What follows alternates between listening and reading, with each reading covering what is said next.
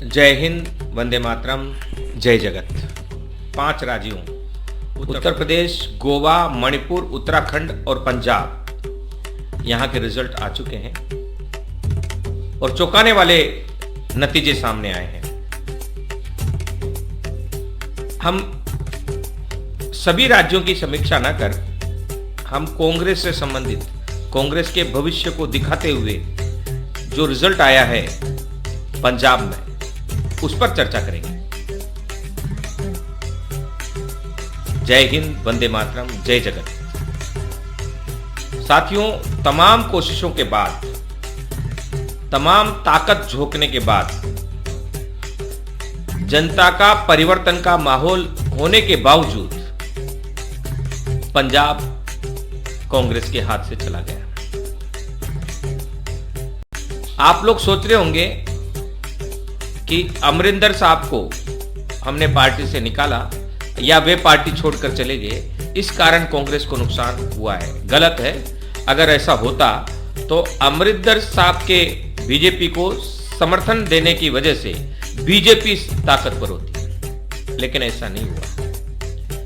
फिर क्या कारण है कि पंजाब में आम आदमी पार्टी मजबूत हुई है और इसका क्या असर होने वाला है आने वाले समय में उत्तर भारत में, राजस्थान में, हरियाणा में और तमाम अन्य प्रदेशों में, जहां आने वाले समय में इलेक्शन होंगे और 2 वर्ष बाद जब हम लोकसभा इलेक्शन का सामना करेंगे, तब आम आदमी पार्टी किस स्थिति में होगी और इसका नुकसान किस पार्टी को सबसे ज्यादा होने वाला है। साथियों, दिल्ली में परिवर्तन का माहौल था और वहां के लोगों ने कांग्रेस के विकल्प के रूप में एक सरकार को देखा, वह थी आम आदमी पार्टी। तो फिर कांग्रेस के विकल्प के रूप में आम आदमी पार्टी को क्यों देखा जा रहा है? क्या आम आदमी पार्टी की विचारधारा है जो लोगों के समझ में आ रही है, लोगों के जहन में उतर रही है? क्या आम आदमी पार्टी की नीति है जो लोगों को अच्छा लग रहा है? किसी जमाने में जन कल्याणकारी नीति पर कांग्रेस चला करती थी और सादगी और विनम्रता कांग्रेस के नेताओं की पहचान हुआ करती थी। उन कांग्रेस के नेताओं को जनता चाहती थी। अब कांग्रेस पार्टी में सादगी और विनम्र और सर्वधर्म समभाव, सर्वहित के कल्याण की भावना रखने वाले नेता नजर नहीं आ रहे हैं। वे नेता और वह परंपरा अब आम आदमी पार्टी में नजर आ रही है। इसलिए कांग्रेस का जो आधार है वो खिसक कर अब आम आदमी पार्टी की ओर जा रहा है। पंजाब में यही हुआ है। पंजाब में लोग कांग्रेस जैसी ही पार्टी चाहते थे, जो उसकी तरह बिल्कुल सादगी और सच को बोलने वाली, सच स्वीकार करने वाली। अरविंद केजरीवाल अक्सर सच स्वीकार कर लेते हैं। अभी आप इन चुनाव में भी देखेंगे कांग्रेस के नेताओं को, वे हार स्वीकार नहीं करेंगे, जबकि हार है और उसका रिजल्ट वे जानते हैं कि वे कहां खो चुके हैं, कहां जनाधार खो चुके हैं। कांग्रेस की नीति, कांग्रेस की विचारधारा वे कोसों दूर छोड़ आए। इसलिए कांग्रेस को चाहने वाले लोग धीरे धीरे कांग्रेस जैसी विचारधारा रखने वाली पार्टियों को समर्थन कर रहे हैं, आम आदमी पार्टी को समर्थन कर रहे हैं।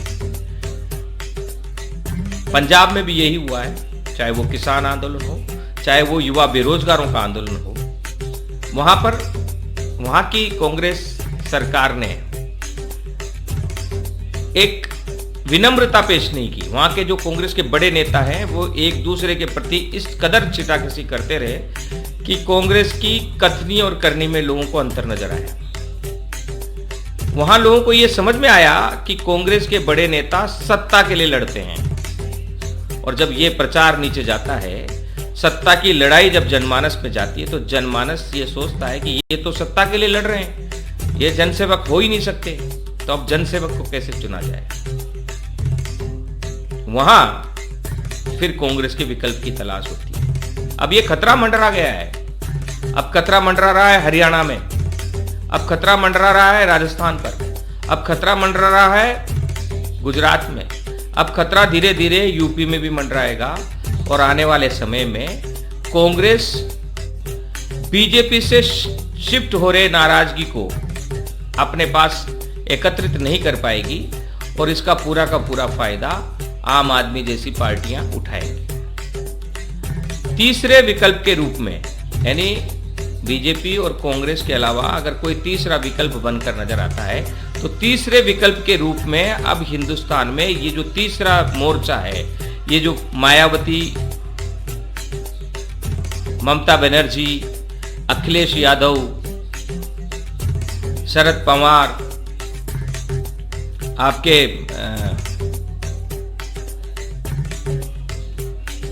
आम आदमी पार्टी के केजरीवाल जी, ये लोग सब एकत्रित होंगे और जो तीसरा ग्रुप है यह उभर कर आएगा। जो संभावना है आने वाले समय में बीजेपी के केंद्र से जाने की और उसके शिफ्ट होने की कांग्रेस में, वह अब क्षीण होती जा रही है। अब सोचना होगा कांग्रेस के बड़े नेताओं को, उनको अपना स्वभाव बदलना होगा और उनके लिए काम करने वाले लोगों को तलाशना होगा। सबसे बड़ी कमजोरी यहां पर भी है। किसान आंदोलन में काम करने वाले किसान नेताओं को कांग्रेस ने कभी अपने पास नहीं बुलाया। कांग्रेस का कोई दूत उनके पास नहीं गया है। युवा बेरोजगारों के बीच में काम करने वाले लोगों को समझाने के लिए, उनको अब पार्टी के साथ जोड़ने के लिए कोई उनके पास नहीं गया है, कोई उनसे बात नहीं करता है। बेरोजगार युवा एकत्रित होकर आंदोलन कर रहे हैं हर राज्य में, लेकिन उनको अपने साथ मिलाने के बजाय उस आंदोलन की आंच में अपनी रोटी सेकने का कार्य कांग्रेस के बड़े नेता कर रहे हैं। यही कारण है कि उसका पूरा फायदा कांग्रेस पार्टी नहीं उठा पा रही है। किसान आंदोलन में भी यही हुआ। पिछले लगभग 5 वर्षों की हम बात करें तो कोई भी आंदोलन कांग्रेस के द्वारा शुरू नहीं किया गया है। हाँ, जनता के द्वारा बीजेपी सरकार के खिलाफ, केंद्र सरकार के खिलाफ जितने भी आंदोलन शुरू किए गए हैं जनता के द्वारा, दूसरे संगठनों के द्वारा, चाहे वो राकेश टिकैत हों, चाहे वे दूसरे छात्र नेता हों या युवा बेरोजगार के नेता हों, उस आंदोलन की आंच में अपनी रोटी पकाने के लिए जरूर कांग्रेस के नेता आगे आते हैं, लेकिन कोई आंदोलन खड़ा नहीं किया गया है केंद्र सरकार के खिलाफ। यह परंपरा धीरे धीरे कांग्रेस को समापन की ओर लेके जा रही है।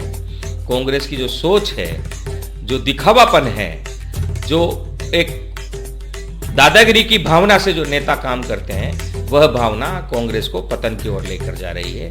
कांग्रेस में अब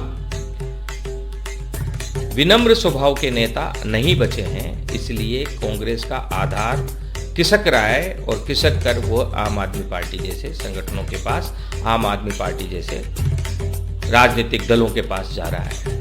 यह आने वाले समय में कांग्रेस और बीजेपी दोनों के लिए खतरा है, दोनों दलों की वजूद को खतरा है। आम आदमी पार्टी अगर पंजाब में आ रही है और पंजाब में जो स्पष्ट बहुमत उन्हें मिला है, यह आने वाले समय में आसपास के राज्यों में आम आदमी पार्टी को फैलाने का मुख्य आधार बनेगा और यह खतरा अब कांग्रेस के साथ साथ बीजेपी को भी है। देखते रहिए, जुड़े रहिए गांधी टीवी से। हम सच को सच की तरह पेश करते हैं।